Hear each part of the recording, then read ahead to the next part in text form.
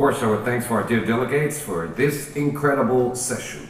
Now it is time to start our next session, titled MENA's Cleantech Startups, Growing the Ecosystem to Solve Environmental Challenges, moderated by Ms. Eva Ramos Perez Torreblanca, the Director of Environmental Analysis and Economics at Environment Energy Abu Dhabi. And the participating delegates, ladies and gentlemen, they are Ms. Stefanie, the Chairman of the Netherlands Business Council and founder and managing partner of multimedia company CityFilm. And also Dr. Steve Griffiths, the Senior Vice President of Research and Development in Khalifa University of Science and Technology, the United Arab Emirates. And last but not least, we've got Ms. Marianna Bulbuc, the founder and CEO of Bizzmosis Business Services. Please welcome.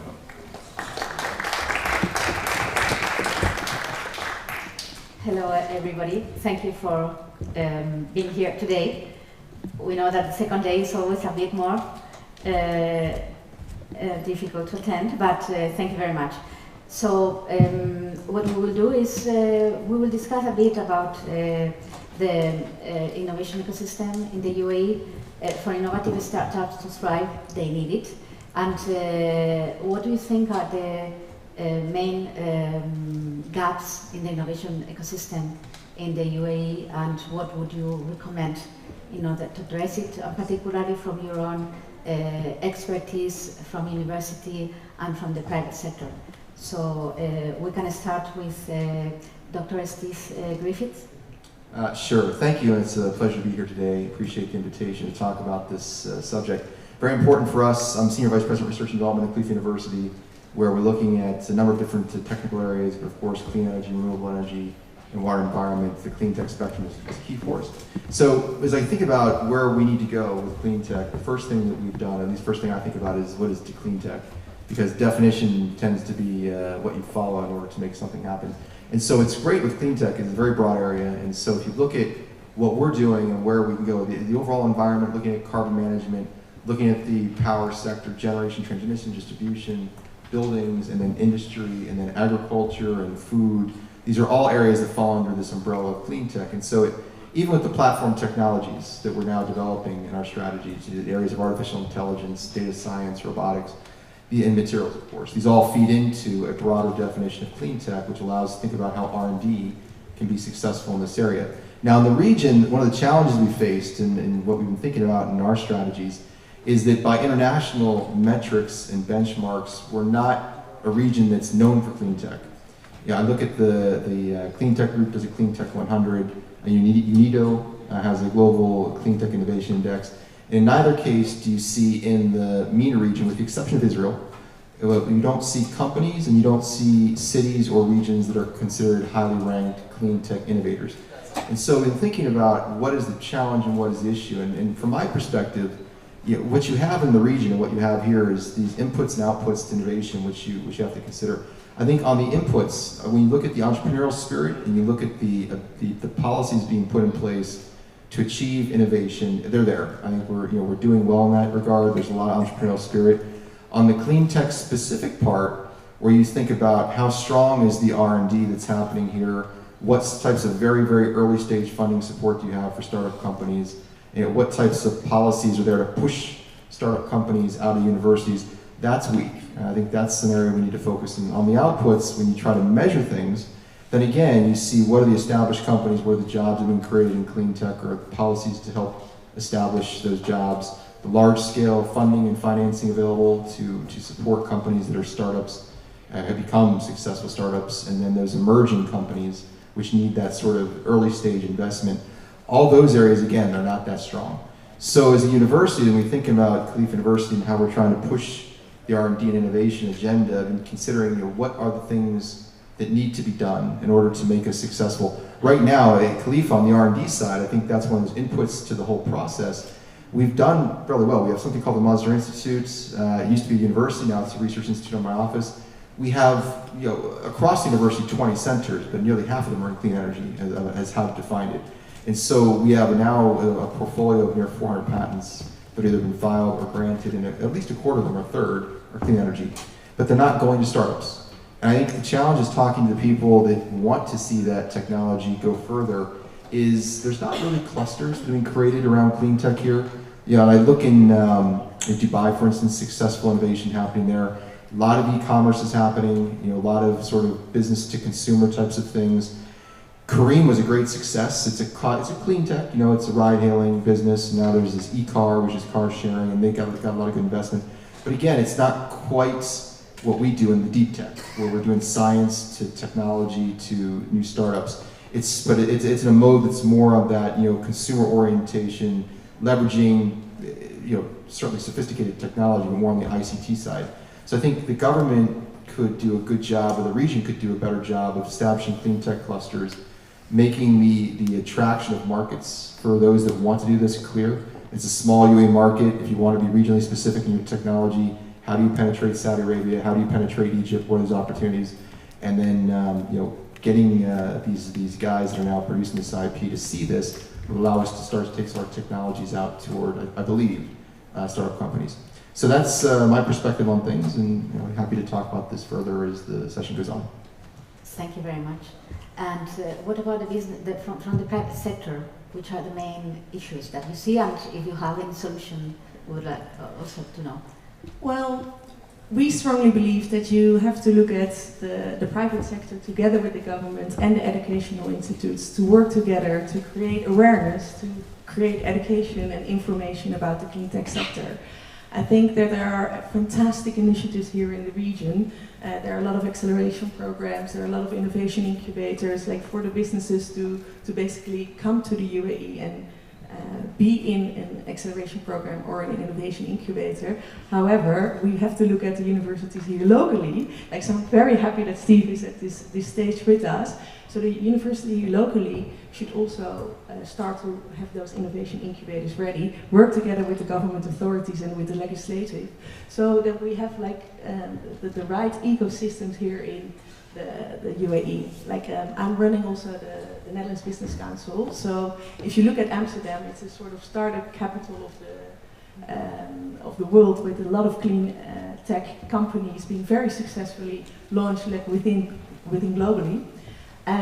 I see that the biggest challenge here, like the biggest gap, is that the university should work closer together with the private sector and the government authorities to make it happen all together. Like awareness, education, information, that is my view that we should work on all together. Thank you. And you also have experience from the private sector, particularly legal, I think, giving legal support to new companies. So what is your take on this?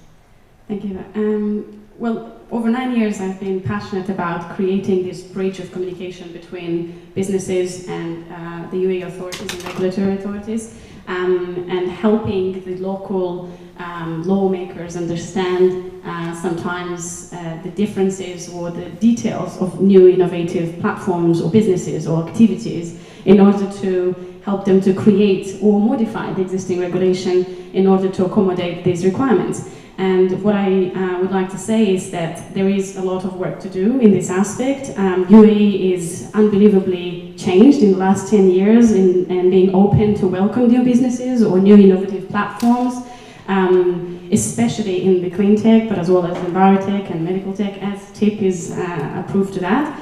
But I feel it is a bigger need of continuity of these communications, because once the event is concluded, a new event will come in, new ideas will be brought on the table, but then the previous ideas and the previous winners and the previous innovators would need further support, would need mentoring, would need maybe legislative changes, will need pitching funds and investments, which is another aspect that I feel from the private sector is underused. There's so many private investors that are not involved in these processes, they don't understand them, they don't know about them, but they have excess of funds that they don't know where to put them in.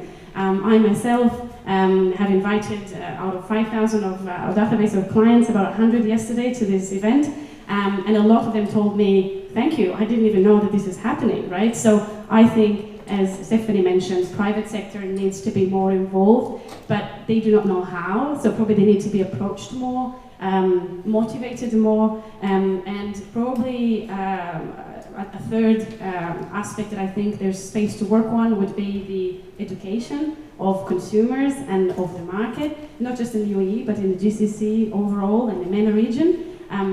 The exposure to the clean tech ideas and to the innovative and environmental beneficial products is very low, and the culture and education of consumers and users has lots to grow too. And I think government platforms need to take the longevity of months or years of continuity of these ideas and these exposures in order to educate the consumers.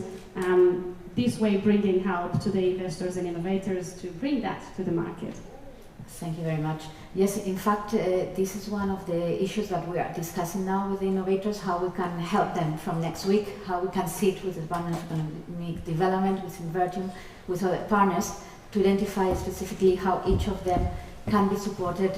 Very often they tell us it's not only about money, it's opening doors and knowing better our potential customers. So I think this will be the next phase. Also, we would like to know what we could do in a different way, how we can bring more investors, more students also to the next steps, because we think it's a great opportunity, and maybe our marketing has to be improved in order to engage more also the academia and students, etc. Mm-hmm.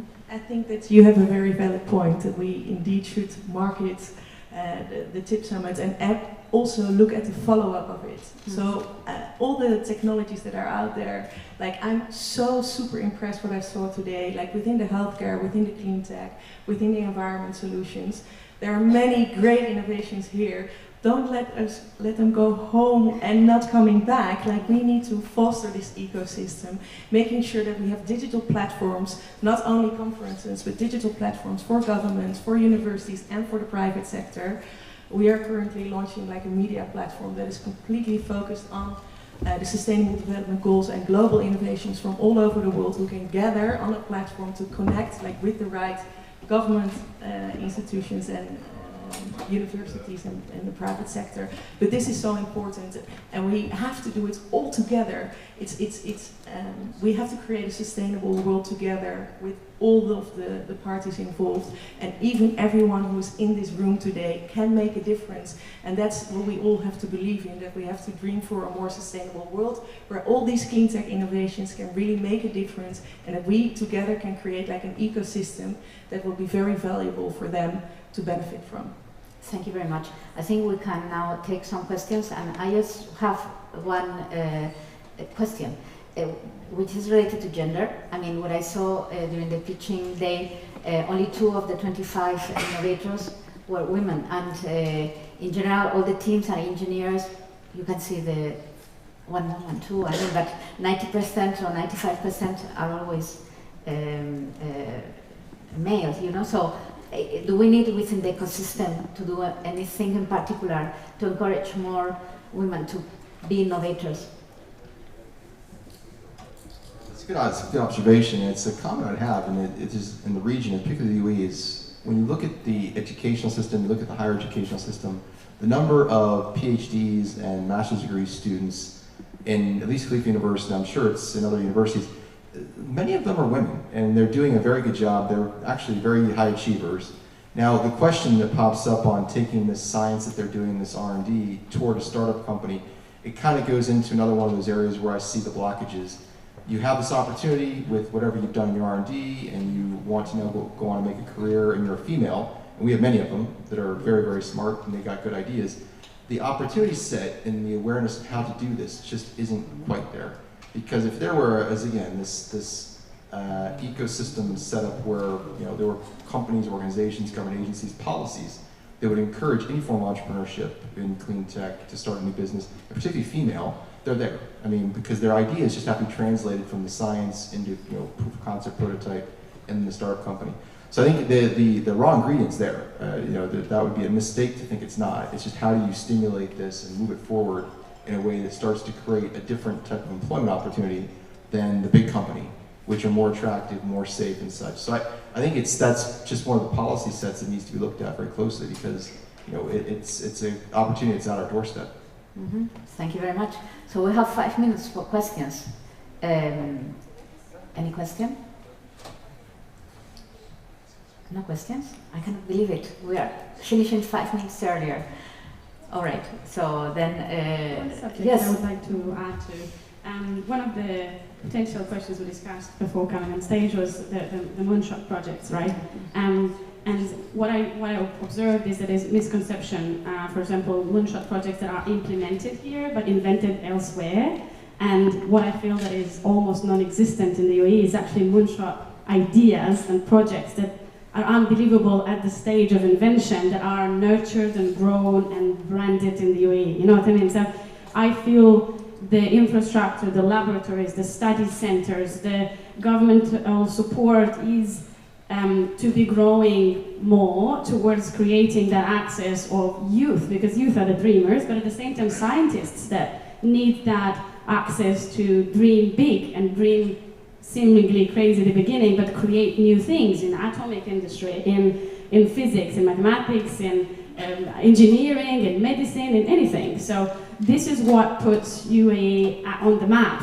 Like, we invented that here, and we've grown it here, and it started here. So I think this is an aspect that is almost intangible at this stage or in this year, but with the exceptional support from all parties, as you, Stefanie, mentioned, and with attention to giving and nurturing these ideas a chance, then I think there's an exceptional possibility of growing UAE or made in UAE ideas that innovate all industries.